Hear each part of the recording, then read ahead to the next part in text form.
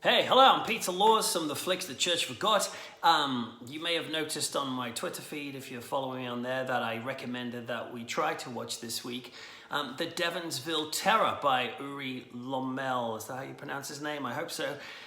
The director of the Boogeyman, which is really pretty great slasher film. And I suggested watching this week for the Rev Peter Laws Video Club. If you're not aware of what that is, it's basically just people will watch a film that I recommend, and if you want to, you can comment on the film via social media with the hashtag RevPeterLaws or Video Club or whatever. Anyway, I just watched the Devonsville Terror. I've never seen this before. I've got to say that I'm baffled as to why I haven't seen this film before, because I vividly know the title, and I also vividly know the VHS cover, which shows a woman's body on fire, strapped to a wheel, like a kind of wagon wheel type thing, being rolled down a hill. It's very hard to forget that. So I vividly remember that. And yet, watching the film back, I'm like, I have never seen this before. If I have, I've forgotten about it.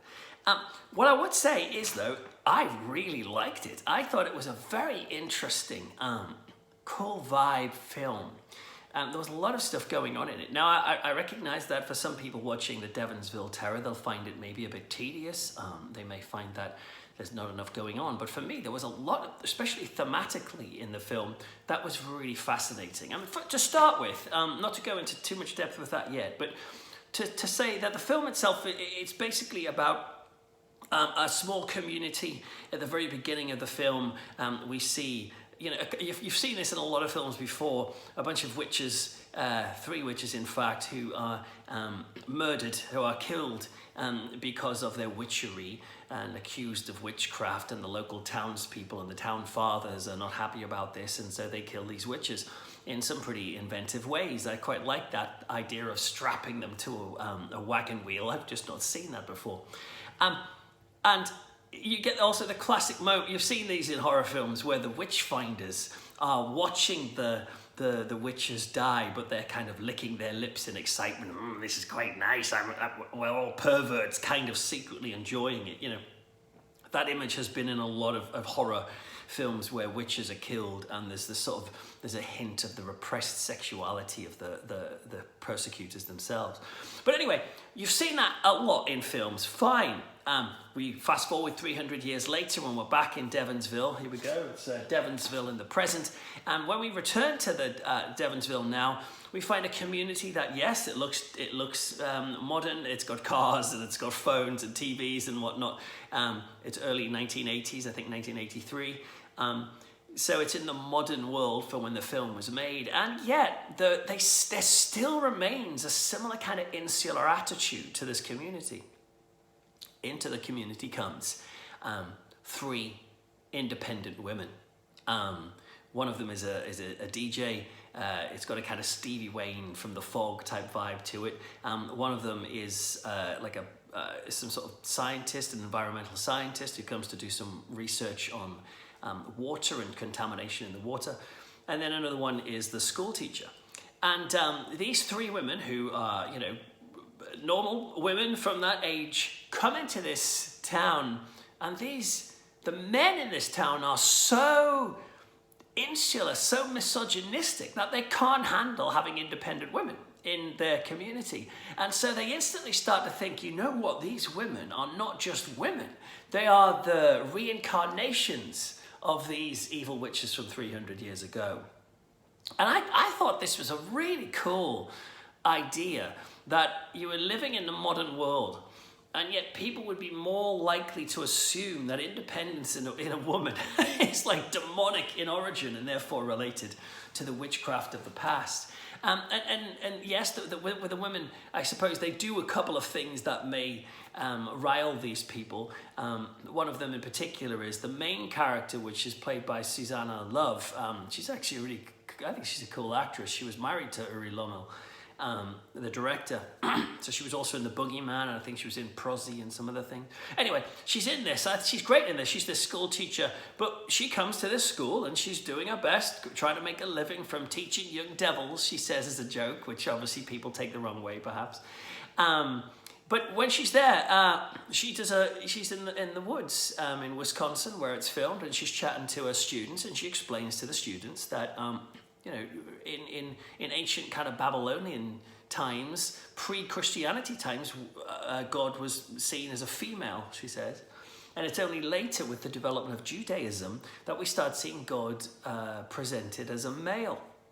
She just shares this. She's not necessarily saying God is a woman, God is a man, whatever. She's just, talking about it. Pretty interesting topic. But of course, the local people are just shocked at this, particularly the local pastor, who can't believe that there's someone coming in and suggesting that that God may not be specifically male.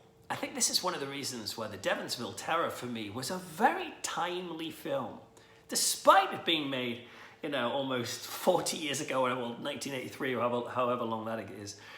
Despite it being made so long ago, the themes of it were just so relevant to now. This idea of gender and the kind of the restrictions that we place on certain roles, and for these women coming in, that people couldn't handle the idea that these women could be something else, and then immediately recognizing that as some sort of evil. It's similar, I suppose, if you were to fast forward to today, how many people, particularly in the religious community, are very struggling with the idea of gender fluidity. Excuse me, and the idea that a man can come along and say, well, actually, I feel like a woman, or or they can transition into that, and that in itself can't just be taken on its own merits. People can't just go, oh, okay. But there starts to be this kind of religious narrative pressed onto that, going, this is a form of depravity and evil, which just leads to pure judgmentalism and shutting down of these people. And so I just got that vibe from watching the Devonsville Terror, that the film was basically saying, hey, we haven't changed. Things have not changed a great deal. We are still bogged down with trying to have categories. And a woman in Devonsville, they're not relevant. They're not important. It's very interesting. It's heartbreaking in one way, but it's just an aside that the director throws in. But they often have these discussions around the table, the men of the village, of the town, and the vicar's there, and then this prominent family, and the mum of the family, who's called Myrtle, I think, is there. And every now and again, she'll chip in a conversation. I don't think that's a very good idea, or are you sure you want to do that? And then the men will just be like, oh, shut up, Myrtle. What do you know? And it's just, it's like, what the heck, what have you got to say? Because your gender is not correct, and therefore what you're saying is irrelevant. And of course, that's backed up by how they deal with these women who are witches. Are these women really witches or not? Well, you'll have to watch the film to find out. I will say that there's some cool little hints of not so much gore, but just weird stuff in there. Donald Pleasance is in the film. It's always great to see Donald Pleasance, but you can get the impression that he probably only spent about half an hour, a couple of hours on the set, basically, because as far as I could tell, all of his scenes were pretty much just sat in his doctor's office and consulting with certain locals. But what's quite cool is every now and again, he's got this problem. This holes are appearing in his skin, and he isn't sure what it is, but he's investigating the witch's curse of Devonsville. And at one point, you see in the hole, these little maggot starts coming out of it. And then later on, he gets another one, and it's the curse of the worms that somehow is affecting him. That's pretty gross. And there is there's a cool animatronic demon in this. It's a bit exaggerated, but this big animatronic thing, which I quite enjoyed. Fast forward to the end of the film, I'm not going to tell you exactly what happens, but there's a very kind of Raiders of the Lost Ark moment, although in this film they really spend a lot of time focusing on the effect, which I found quite hilarious, but also pretty cool. It's amazing how, a melting head, you'd think that the person would freak out and run around doing that, but no, you've got to stay completely still for the camera while your head and glasses melt off. Anyway, I hope I haven't spoiled anything there for you, but okay, there's a melty head in the film. I can't remember his name, forgive me, but the guy who was in Strangers on a Train, Alfred Hitchcock's film, and then also in Star Trek is also in the film. I'm sorry, I can't remember his name right off the top of my head, but he's got to be fairly old in the film, and yet his dad is not much older than him, but he's around. And there's a great line. There's a great line when he's trying to convince Susanna Love that it's probably a good idea to leave the town because the townsfolk believe that they are witches, that she and the other two people are witches, and it's probably a good idea to leave. And she looks at him and says, you know, well, that's crazy. You know, I've got every right to be here. And he says, no, I think you better leave because I think you're a witch too. I think you all are witches. Ominous. And she's like, what? What do you mean? And then he suddenly brightens up and goes, but I love witches. And it's like, hey, I'm up for it. Anyway, listen, I really enjoyed the Devonsville Terror. I know it's available on Blu-ray, I think, but it's currently streaming free on Amazon Prime in a really nice print. I mean, it was completely fine. Some nice, rich photography. There's some lovely photography of Wisconsin in this film, which is where it was shot. And I really enjoy watching horror films, or any film, but particularly kind of retro films that linger on the landscapes and on the locations. And there's all this kind of like Dutch colonial sort of architecture there. Reminds, some of the houses have got that shape of, you know, the Amityville horror, that colonial vibe. And I just loved all that, you know, being able to see these things. When I watch these sorts of films, I think, oh my word, that was somebody's house at the time. That house may still be there now. That road is still there. Gives you a glimpse of this wonderful world we have, which I quite like that. But yeah, speaking as a Christian, watching the Devonsville Terror, I thought it had some really interesting and good points to talk to us about prejudice and about particularly misogyny and about how religion, sadly, can be warped into trying to subjugate women. You know, just as a quick aside before I close up, I'm from the Baptist denomination in Britain. Now, that's a bit different from the Baptists in America, who in southern the Baptist world, they can be pretty anti-women in leadership.